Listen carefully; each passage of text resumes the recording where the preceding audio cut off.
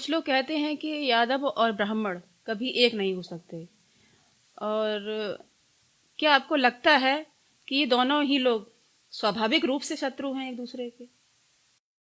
ये कुछ ही लोग कहते होंगे, और जो कुछ लोग कहते होंगे वो मेरे ख्याल से राजनीति से ही संबंधित लोग होते होंगे। जी जी जी क्योंकि मेरा मानना है कि ये तो कोई भी जानकार आदमी नहीं कहेगा। जी। यादवों की जो उत्पत्ति है वो भी एक ब्राह्मण माँ की कोख से ही है। जी। जो यदु थे महाराज, उनके पिता जो ययाति थे, ययाति की पत्नी थी देवयानी, और देवयानी दैत्य गुरु शुक्राचार्य की पुत्री थी। और शुक्राचार्य एक ऐसे ब्राह्मण थे असुरों के, जो उस समय बृहस्पति जो देवताओं के गुरु थे उनसे भी ज्यादा श्रेष्ठ सोच थी। वो एक तरह से एक साइंटिस्ट थे। उन्होंने एक ऐसा मंत्र इजाद कर लिया था जिससे मरे हुए व्यक्ति को जीवित कर दिया जाए। तो उनकी पुत्री थी देवयानी थी। देवयानी का ययाति से विवाह हुआ, उससे यदु पैदा हुए। अच्छा। तो ब्राह्मण की कोख से ही यादवों का जन्म हुआ है। तो ये मुझे तो लगता नहीं कि उनकी माँ जब ब्राह्मण। दूसरी बात, कन्हैयालाल माणिकलाल मुंशी ने एक किताब लिखी है, बड़ी अच्छी किताब है, अगर कभी मौका मिले तो आप लोग भी पढ़िएगा, भगवान परशुराम। ब्राह्मण समाज में परशुराम बहुत पूजनीय है, वो ईश्वर के अवतार माने जाते हैं। जब सहस्त्रार्जुन, जब उन्होंने ये शपथ ली कि मैं धरती को क्षत्रिय विहीन कर दूंगा, तो उस समय का जो उनका शत्रु था सहस्त्रार्जुन, वो उनके पीछे पड़ गया। तो परशुराम प्राण बचाने के लिए दौड़े। तो किसी राजा ने परशुराम को शरण नहीं दी अपने यहाँ, क्योंकि उसका इतना आतंक था सहस्त्रबाहु का। तो एक भागते भागते वो एक जंगल के कबीले से गुजरे।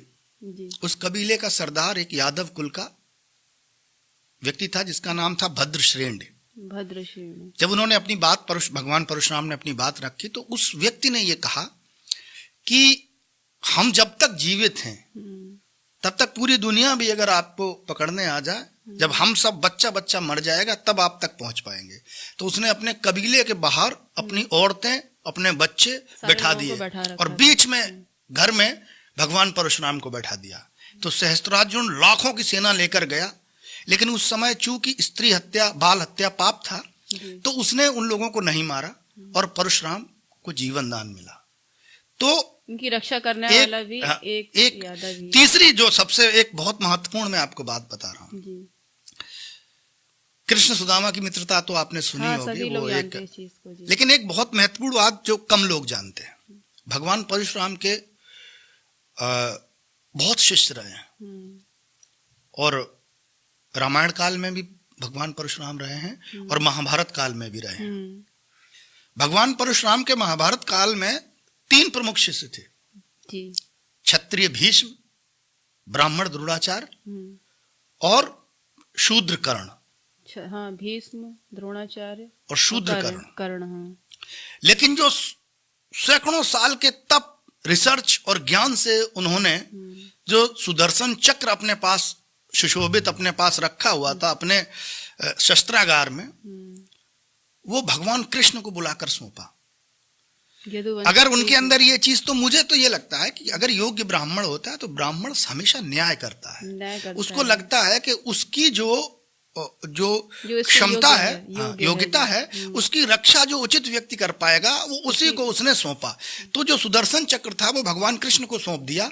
और दुनिया में इतने उनके शिष्य थे, बड़े बड़े महान उनके, भाई भीष्म से बड़ा तो कोई योद्धा था नहीं, द्रोणाचार्य तो अर्जुन के गुरु थे।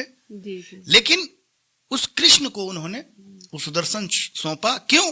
क्योंकि उनको कृष्ण योग्य लगे। उनको लगा कि यही एक व्यक्ति है जो यदुवंशी था, कि यही एक व्यक्ति है जो समाज की रक्षा कर सकता है। तो मुझे लगता है बहुत थोड़े लोग ये बात कहने वाले हैं, जो लोग जानते होंगे वो इस तरह की बातों में कोई विश्वास नहीं करेंगे। चलिए, आपने इस किंवदंती को या इस सोच को, ये लोग सोच भी रहे होंगे, तो उनकी सोच को आपने वहीं विराम लगाया है। आपका बहुत बहुत धन्यवाद।